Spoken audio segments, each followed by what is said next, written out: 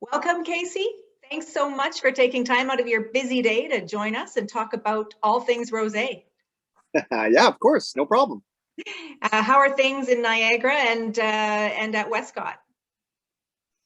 Have to admit, it's been a whirlwind spring for sure, but yeah, no, Niagara's beautiful as always, and the vineyards are, in that growth stage where it seems like every day they're another foot taller, and more activities are happening at every minute. So no, nothing to complain about. Are the little flowers turning to little grapes yet?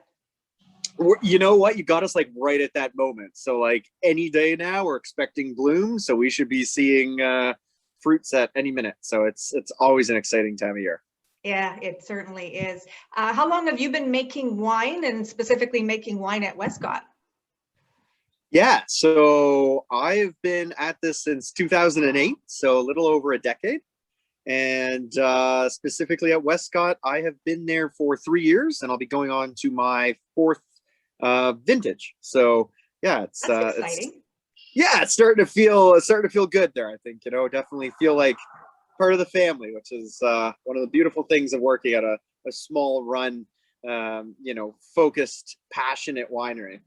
We were all excited to see the big write-up on Westcott in one of the national newspapers recently. Yeah, no, that was fantastic. It was, unexpected, so we definitely appreciate it. And I guess hopefully, I think it was titled something like the best winery nobody knows about. So I know. I was going to say, although I think a lot of people know about Westcott, maybe just that writer didn't know about Westcott. Yeah, we like to hope that people know about us, but if that's one way for people to find out, we're not going to complain. Yeah. How many acres of grapes and how many grape varieties do you have at Westcott? Yeah, so we actually have two vineyards. We control all of our own vineyards, all our own viticulture, all our own winemaking. So we have this beautiful kind of integrated system, which allows us to be, very diligent in the decisions we make and the way we work in the vineyards, the way we process wine. So of the two vineyards, we have one on the estate, so actually at the winery, that's about 26 acres, and it's exclusively Pinot and Chard. And then not so recently, it feels now, but the wines are just sort of coming to their fruition in the last year or so. We purchased another vineyard called Butler's Grant. Okay. Yeah, and that's in the 20-mile bench appellation, which is of importance to our conversation today because all of the fruit for this rosé actually came from that vineyard. So that vineyard is comprised of predominantly Pinot Noir, Chardonnay, and then we have a few small plantings of Riesling and Cab Franc, which is a little bit out of our wheelhouse compared to the rest of our wines. Well, tell us about the 2020 Delphine, the rosé that you've been making this for a couple of years now. Yeah, so this is our inaugural, or sorry, not inaugural, our annual rosé. It's one of the wines that Westcott launched with back in 2012, and we make it every year. It's a beautiful summer patio wine. It's definitely an easy to drink, easy to go to rosé. So this year, 2020, just released a couple months ago, bottled nice and fresh, is a blend of mostly Cabernet Franc, but a very close proportion of Pinot. So we're right within that kind of 50-50 range. Nice. Yeah, so as I mentioned, the Cab Franc is all coming from the Butler's Grant Vineyard, as is the Pinot Noir. The Cab Franc's of particular interest because it's actually about a 30-plus-year-old planting. It was actually planted in 1988. Wow. So yeah, fairly old vines. So a portion of that goes to Delphine, and a portion goes to other projects that will come to light sooner than later. And I'm assuming a lot of people have heard this. I know I keep reading it and hearing it, but the 2020 grape vintage in Niagara was one of the best in recent memory, from what I'm hearing. Yeah, I could definitely say it was an Ontario vintage in the way that, like all Ontario vintages, it never really kind of matches any vintage prior to it. So No, it was good. We had lots of heat. We also luckily had lots of rain in the spring, so we didn't really fall into any sort of drought conditions, which was great. Right. And then yeah, as vintage came along, it stayed pretty dry, which was good. But like any vintage, it comes with its own challenges. So I'm always hesitant to predict any early victory. We're only just seeing the start of the 20 wines, so I'll say right now though, yeah, very very promising vintage. Definitely a nice kind of shining star in what was, I think a pretty awful year for a lot of people. So it's nice to see this come from our industry. Yeah. And the Delphine Rosé, what can we expect in the glass? What do we smell? What can we taste? Yeah, so I'm enjoying it with you while nice. we're chatting here, and yeah, so Delphine, true to character, it's a big lively rosé. This particular wine I find is chock full of red fruit, but maybe not the red fruit everyone would associate. It's not that raspberry, strawberry kind of on that kind of candied side. It's more cranberry, currant. It's a little bit more spicy in its delivery. It's got a beautiful, lively acidity. It's got a great intensity on the nose, good fruit character. And then, yeah, on the palate, good texture. This wine actually goes through 100% malolactic fermentation as an effort to kind of build that texture and that weight.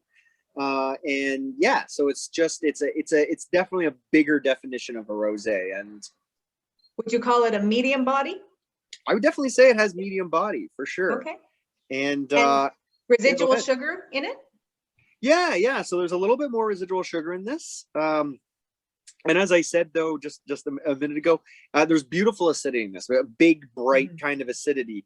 And yeah, we left a little bit of RS in there just to balance it out, to make sure it didn't come off as too tart. So yeah, we're always on all our wines, regardless Delphine, our other rosé, or any of our other products. We're always looking for that balance. That's always our attempt. Yes, and as with most rosés, I'm sure this one is a lovely patio sipper just to have on its own on the back deck after a long day. But what kind of foods do you like to eat with it? Yeah, so this rosé is kind of interesting because, as you mentioned, 20 was a unique year with a lot of heat.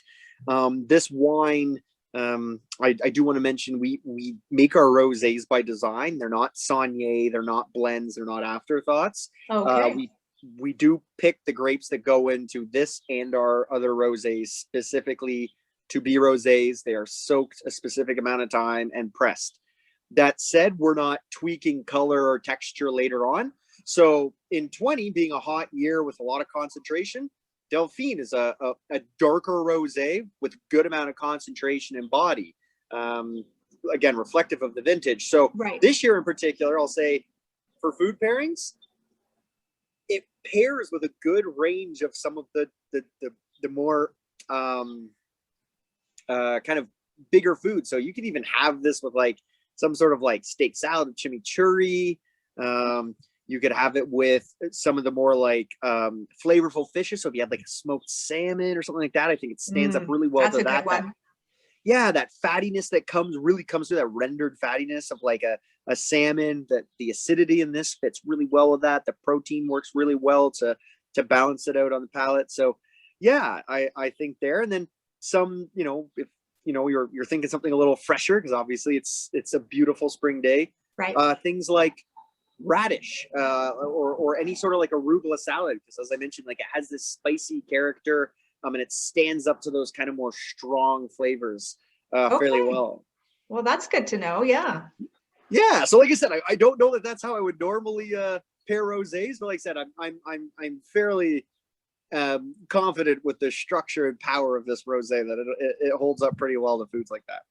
I love that. I love small. That's the whole concept behind small wineries. Is every year the wines can taste a little different, and every year you want that coming through, whether it was a different grape variety that you used in your rosé.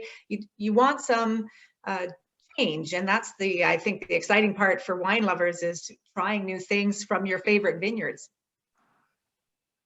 That's what we work towards, right? Right. We're always trying to showcase the place that we have, because that's what makes us us, the land that we have and the climate that we grow in, and the way we perform, and that's spread across our whole portfolio. So whether we're talking, nice fresh rosés in the spring, or looking at our later, barrel fermented and aged releases and shards, and our pinots that come out, they're so good. Yeah, we're always looking to reflect place and time, right? Well, thank you, and keep up the good work. It sounds like it's not an easy job, I know that, but it sounds like you are very passionate about it and enjoy it, and that comes through. So thank you for making such a delicious rosé, and we will try and get down to Niagara and visit Westcott very soon. Yes, please do. We feel like we're kind of open, at least. So yeah, everyone should come by and say hi. We're all around, and we're excited to have you come down and greet you and have a great glass of wine on our patio. Delphine, maybe. Thank you, Casey. We'll be there soon. No Cheers. worries. Thank you so much. Bye-bye. Bye-bye.